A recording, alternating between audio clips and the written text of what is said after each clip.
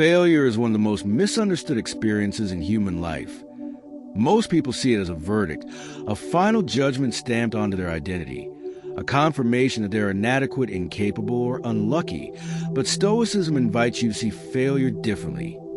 Not as a definition, not as a dead end, but as raw material, as training, as resistance necessary for strength. And when you truly internalize this perspective, failure stops being something that diminishes you and becomes something that forges you. The Stoic philosophers understood that external outcomes are never fully within our control, that effort, intention, and character are ours to command, but result are influenced by countless variables beyond our reach. And once you accept this truth deeply, failure loses its power to humiliate, because you no longer measure yourself solely by outcomes. You measure yourself by how you showed up, how you responded, how you adjusted, and how you persisted. When a plan collapses, when an opportunity disappears, when your work is criticized, the immediate emotional reaction may be disappointment or frustration. And Stoicism does not demand that you suppress these feelings. It simply asks that you examine them, that you pause between the event and your judgment of the event. Because in that pause lies your freedom, and that freedom allows you to say, "This did not go as I intended, but what can this teach me?" Instead of saying, "This proves I am not good enough." And that single shift in interpretation transforms the emotional weight of failure from crushing to constructive. Most suffering around failure comes not from the event itself, but from the story you attach to it. The narrative that says one mistake means permanent incompetence, that one rejection means universal unworthiness, that one setback means inevitable defeat. Yet Stoicism teaches that events are neutral until we label them. And when you train yourself to label failure as feedback rather than fate, you reclaim agency, because feedback implies adjustment and growth, whereas fate implies helplessness. Consider how muscles grow in the body. They grow through resistance, through stress that creates micro tears, and then through recovery that rebuilds stronger fibers. And failure operates similarly in the mind and character. It creates friction, discomfort, sometimes embarrassment. But if you allow yourself to process it rationally rather than react emotionally, it strengthens resilience, sharpens judgment, clarifies priorities, and deepens humility. Humility itself is one of failure's hidden gifts, because when success comes easily, ego can expand unchecked. But failure reminds you of your limitations. And limitations are not weaknesses to hide, but boundaries to understand and improve within. And when you understand your weaknesses honestly, you can train them deliberately instead of denying them defensively. Stoicism also emphasizes a dichotomy of control, a principle that becomes especially powerful in moments of failure, because you begin asking a simple but transformative question: what part of this was within my control, and what part was not? And by separating these two domains, you prevent yourself from absorbing blame for variables you never controlled in the first place, while still taking full responsibility for the choices that were yours. And this balanced accountability builds strength because it avoids both extremes, self-condemnation and excuse-making, and instead cultivates rational ownership. For example, if you prepare thoroughly for an exam and still do not achieve the desired grade, Stoicism would have you examine your preparation honestly, refine your methods if necessary, but also accept that performance on a given day can be influenced by fatigue, stress, or unpredictable factors. And rather than spiraling into self-doubt, you redirect your energy into improved preparation for next time, because the Stoic understands that progress is iterative, not instantaneous. Another powerful Stoic reframing is viewing obstacles as training grounds rather than barriers, because every failure tests specific qualities: patience, discipline, courage, adaptability. And each test reveals where you are strong and where you require growth. And without such tests, these qualities remain theoretical rather than embodied. Courage, for instance, is not developed by avoiding failure, but by risking it, by attempting difficult tasks, despite the possibility of falling short. And each time you risk and survive, your tolerance for uncertainty expands, which in turn reduces fear, which in turn increases boldness, creating a virtuous cycle of growth. Many people become paralyzed by fear of failure because they equate it with identity damage. But when you adopt the Stoic framework, failure becomes data, information about strategy rather than condemnation of character.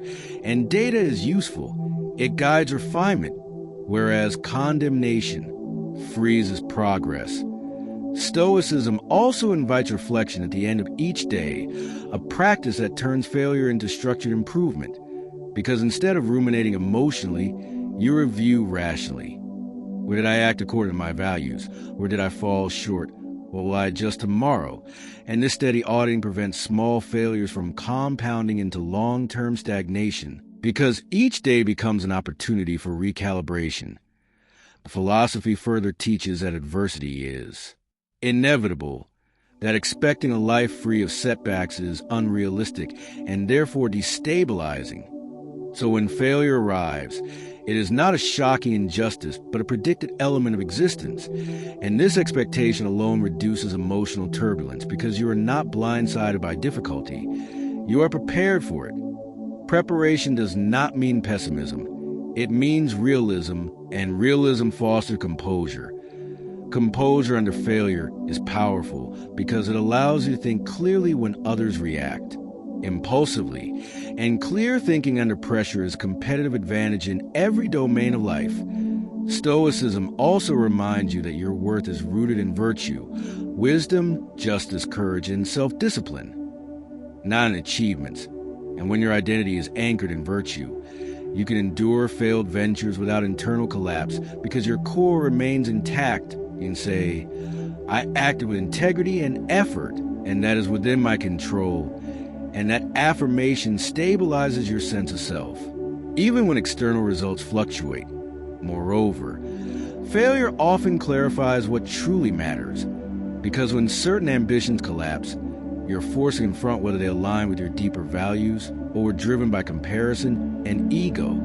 And this clarity prevents wasted years chasing hollow validation. Stoicism encourages voluntary discomfort, deliberately engaging. When you continue applying Stoic principles to failure over months and years, the transformation becomes less about recovering from isolated setbacks and more about fundamentally changing your relationship with adversity itself. Because at a certain point, you no longer ask, why is this happening to me? But instead, how can I use this? And that shift alone marks a profound internal evolution, rather than viewing failure as an interruption to your path. You begin to see it as part of the path, an integral component of development that refines judgment, sharpens strategy, and deepens self-knowledge. And once this integration occurs, you stop resisting reality and start cooperating with it, which dramatically reduces unnecessary emotional suffering. Resistance creates friction, but cooperation creates momentum. And Stoicism teaches cooperation with reality by emphasizing acceptance, not passive resignation, but clear-eyed acknowledgement of what is, followed by deliberate, rational response. For example, when a business collapses or a long-term goal dissolves, the initial sting may still be present, but instead of layering that sting with self-pity or blame, you focus on extracting principles. What assumptions were flawed? What risks were underestimated? What strengths were revealed under pressure? What weaknesses were exposed? Because every failure contains embedded instruction, and disciplined reflection ensures that instruction is not wasted. The Stoic does not rush past pain, nor does he wallow in it, he studies it. Because pain often highlights areas requiring growth, and by studying discomfort instead of fleeing from it, you accelerate maturation over time. This habit of study cultivates emotional intelligence, as you begin recognizing recurring patterns in your responses. Perhaps you withdraw when embarrassed. Perhaps you overcompensate when criticized. Perhaps you become impatient when progress stalls. And by identifying these tendencies, you gain leverage over them. Because awareness precedes change. Another crucial element of Stoic strength building is understanding that reputation and external validation are unstable foundations.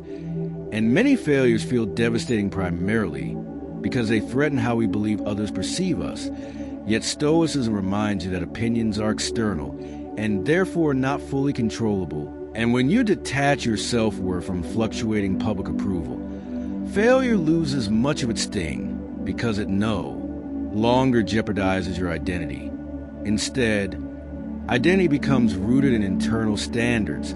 Did I act with courage? Did I maintain integrity? Did I persist with discipline? And these standards are always accessible regardless of outcome. This internal anchoring fosters confidence that is not easily shaken because it is based on behavior rather than applause. Additionally, Stoicism reframes time itself, encouraging you to zoom out from isolated events and view your life as a long arc rather than a single moment. And when you adopt this long view perspective, one failure becomes a chapter rather than a conclusion, a data point rather than definition, and this expanded time frame reduces urgency-driven panic, replacing it with patient perseverance. Patience is often underrated in a culture obsessed with rapid results, but Stoicism values steady progress over immediate triumph, recognizing that durable strength is built gradually, just as stone is shaped by consistent pressure rather than one dramatic blow. Character is shaped by repeated encounters with challenge, each handled with increasing composure. Composure, once cultivated, enhances decision-making under stress, because emotional turbulence narrows perception while calm expanded. An expanded perception allows for creative problem-solving, strategic pivots, and thoughtful recalibration. Thus, failure becomes a catalyst for innovation rather than stagnation. Furthermore, Stoicism emphasizes community and contribution, reminding you that your struggles are not uniquely yours, but part of the shared human condition. And recognizing this universality reduces isolation, which often amplifies the pain of failure. When you understand that every accomplished individual has encountered setbacks, often numerous and severe, you normalize adversity, and normalization prevents exaggeration, because you no longer see your failure as extraordinary evidence of personal deficiency, but as a common stage in growth. This normalization encourages openness, allowing you to seek mentorship, feedback, and collaboration instead of hiding in shame. And openness accelerates recovery because you benefit from collective wisdom rather than remaining trapped in solitary rumination. Stoicism also challenges the illusion of permanence, reminding you that neither success nor failure defines the entirety of your existence, that circumstances shift, opportunities reappear in new forms, and skills develop through struggle remain with you even when specific goals dissolve. And this understanding fosters resilience because you realize that what you gain from failure, discipline, insight, humility, cannot be taken away by external conditions. Over time, you may even develop gratitude for certain past failures, recognizing that they redirected you toward more authentic paths, strengthened your resolve, or revealed capacities you did not know you possessed. And while this gratitude may not be immediate, it becomes visible through reflection. Reflection itself becomes a cornerstone of transformation as you intentionally analyze setbacks not to relive them but to extract clarity, turning chaotic experiences into structured lessons. This structured learning builds strategic confidence because you trust that regardless of outcome, you'll derive value. And when value extraction becomes habitual, fear diminishes as you know that even unfavorable results contribute to growth. Reduced fear increases willingness to attempt ambitious endeavors, and increased attempts naturally increase the probability of eventual success, meaning that paradoxically, embracing failure as strength often leads to more external achievement as well. However, Stoicism cautions against equating this with guaranteed success, because the primary victory lies not in trophies, but in character refinement, and character refinement ensures stability across varying circumstances. Stability allows you to endure long seasons of effort without visible reward, maintaining consistency even when motivation fluctuates, and consistency compounds into mastery. Mastery, in turn, further reduces the emotional volatility associated with setbacks, because experienced individuals understand that setbacks are inherent to any meaningful pursuit. Thus, Transforming failure into strength through Stoicism ultimately means internalizing the principle that adversity is not a detour, but a teacher, not an insult, but an